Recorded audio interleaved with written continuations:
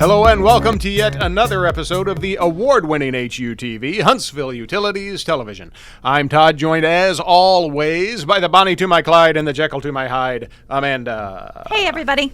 You know what they say, everybody talks about the weather, but nobody does anything about it. Todd, what are they supposed to do? I'm not sure what they're supposed to do about it. I'm just saying that's what they say. You know. Well, we've certainly had a lot to talk about when it comes to weather Yeah, lately. It's been hot and muggy. It's been hotter than it usually is this time of year. We've even had like a little pop-up tornadoes. Well, and I mean, these storms that just seem to, thunder and everything. And we say all the time that nothing impacts utilities like the weather. And I got an interesting report the other day from a company that this is all they do is study the weather. That sounds like that's right up your alley. It was really interesting. It's a company called AEM, and every year they put out this report on lightning data from the previous year. So we just got the 2022 report. Okay. Yeah. All right. What did we find out? Well, it was pretty interesting. According to their research, Alabama is one of the top 10 states, or was one of the top 10 states, for lightning activity in 2022.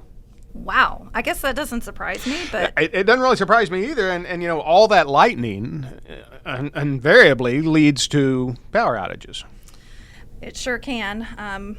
We do know that lightning and utilities don't mix very well. No, they don't. No, and so we wanted to know what happens when lightning is around. How does it impact the electric grid? What can you do to protect your home? Because lightning can cause problems. Yep. Not just to the home itself, but to your television and your. I lost a television to a lightning strike once. My mom lost a television in one of the last storms. She's down in Florida. They also get a lot of lightning. Oh yeah, too, well Florida was one of the top 10 states too. Yeah. And I think part of the reason that Alabama was on that list is because of the Gulf Coast. But still, I mean, we get our share of it up here. So what we decided to do, we went over to Electric Operations and we had a talk with Mario, who is one of our electric line workers. Yeah. Well, let's get with Mario and see what he has to say. He had a lot of great information that is going to answer a lot of our questions.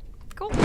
Joining us today is Mario from Electric Operations. Mario, first of all, thank you for joining us, and tell us a little bit about yourself, what you do for the company, that kind of thing. My name is Mario Stover. I come here about 2 years ago. I come from Athens Utilities. I worked there for about 14 years, and altogether I've been doing line work since 2004, actually February 2004. So I really enjoyed it and made a good living doing it.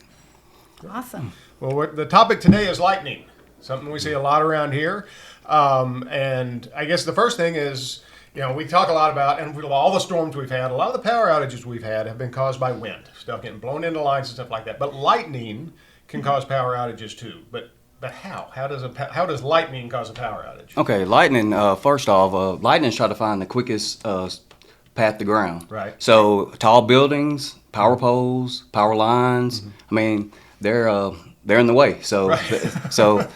so that's how they get to ground. So I mean, if it's on a pole, it can strike a transformer, blow a fuse, you're without power. So lightning hits equipment, and I mean, how bad? What kind of damage can it do?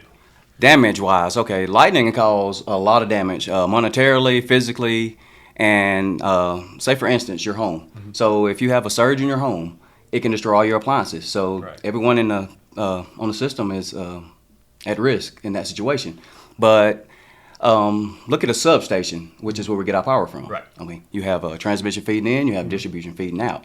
In our case, we have 15 kV and 25 kV feeding out. So the substation transformer is like the heart, like in your body. Right. It's the heart. It's the main part. If we don't have a transformer, you have no power. Right. And those are multi-million-dollar devices. Right. Yeah, they're not cheap at all. And hard to come by these They days, are hard too. to come by, Yeah. yes, definitely. So lightning strikes, lightning goes out, and it sounds like, this could be the kind of situation that people could be without power for a while if it's lightning caused. Yes, sir, for sure.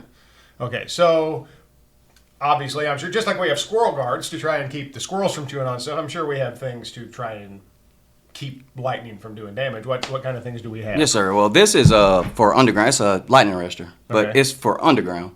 Right. Which, you physically won't see because it's in Underground. The green box in front of your house, if you live in a subdivision, there's a green box underground. Okay, this is overhead. It's an overhead lightning arrestor where on the high side you have either 7200 coming in from the line, Right. and then going to the switch down to the transformer. Okay. And then the transformer, converts it down to distribution voltage, which will be 120, 240, et cetera. Right. But this device on the low side has a ground. Okay. So if lightning hits, this is your arrestor. So it goes directly to the ground, which the ground protects against Okay. power surges and lightning, which protects the rest of your equipment.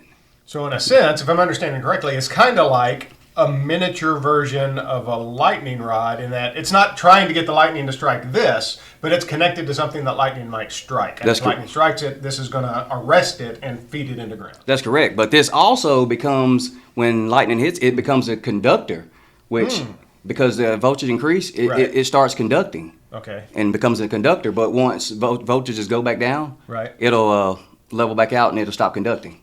Huh. Mm-hmm. Okay. It will. Because I know sometimes when we'll have an outage and we will hear, when we get the final report back from dispatch saying, okay, we found a bad lightning arrestor, that typically means it's been Yes, sir, 'cause it's they'll taken blow. one too many hits. Yes, sir. Because if it goes bad or blows, the bottom, it'll blow Right out. It'll blow out. Okay. Yeah. So Yes, that's sir. what when we hear blown lightning arrestor, that's what they're talking about. Yeah. So it protects. It protects as a surge, is what it does.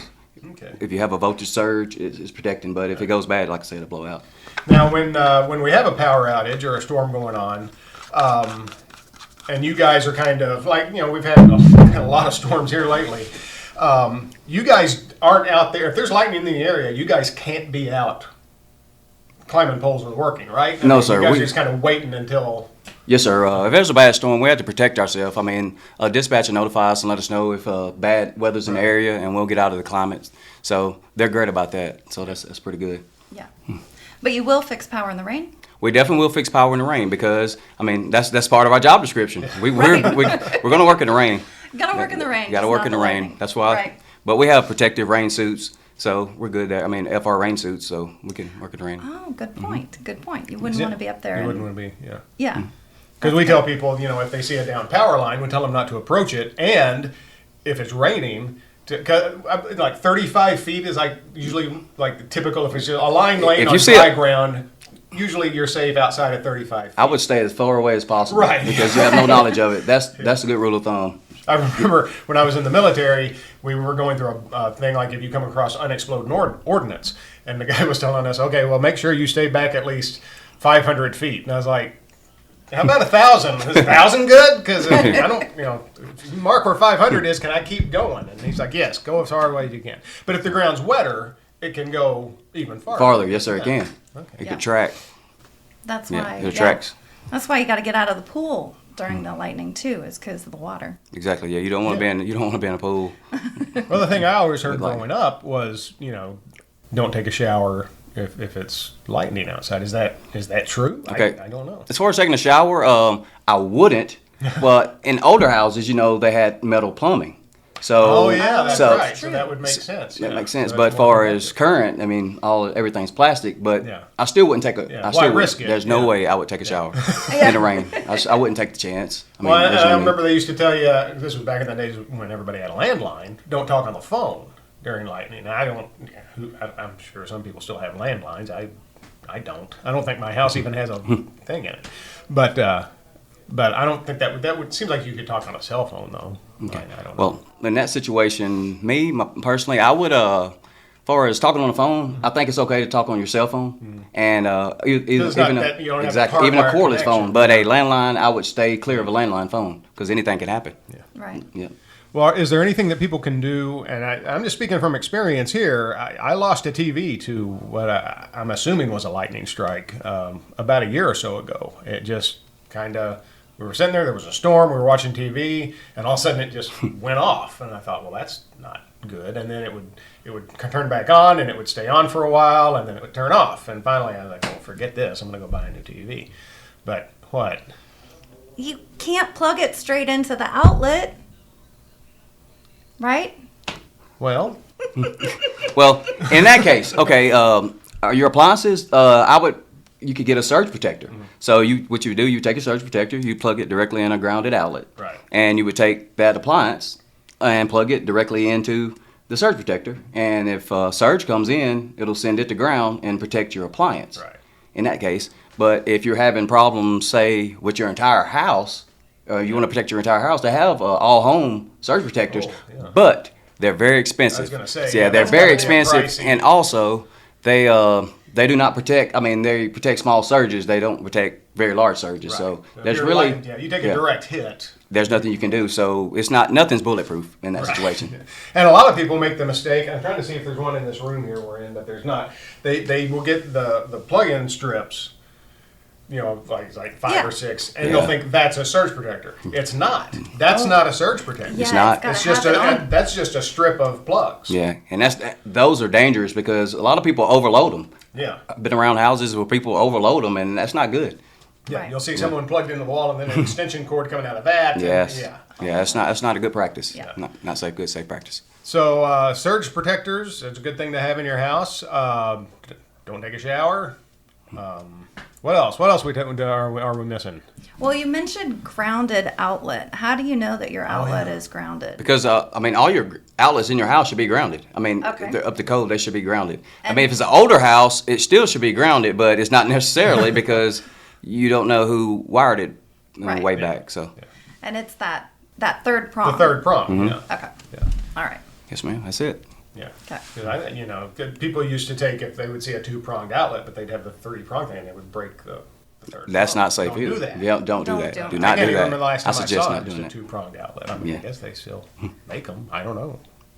The house that we were in, it was very old. That was an old house. we Very used to live old. in, Yeah. Yeah. So, but okay. Okay. Anything else about lightning or anything power outage related you think people ought to know about? As far as power outages, if you see anything, any lines down or anything that you're not sure of, contact us at Huntsville Utilities and we'll come out. Even you might think it's something minor, and it could be something large, and you might not know, but just make sure you contact us and just stay aware of your surroundings and the green boxes that are in front of your house. They're not to play on or for to plant. You're actually not supposed to plant shrubs around them because we're supposed to have access to them, but keep your kids clear of those as well. That was some great information. I know, straight from the source Straight- of yeah. alignment. That's why I say it all the time. You want an you need information, you go find yourself an expert. And Yep. that was Mario, and we appreciate him taking the time to talk to us about that and answer our questions. And if it made you think of a question that maybe we didn't answer, jot it down in the comments below, and we'll take it back to Mario and see what we can find out. All right. And don't forget to like and subscribe and help us continue to grow our channel and get good messages out there to our customers and to the public. And we also want to give a big thank you to the fine folks at 256today.com. They did a nice story about us and Yep. about our show here. If you haven't seen it, you can go to 256today.com and you'll see a picture of us. And it was very nice, and we enjoyed talking to them, and it was very nice of them to do. So we want to give them a shout out for that. Yep, for sure. So until next time, do we have anything else? Was that it? That's it. Okay, well, and so thanks again to Mario. And until next time, I am Todd for Amanda and everyone at the award-winning HUTV saying thanks for watching. And remember, you can't spell utilities without you.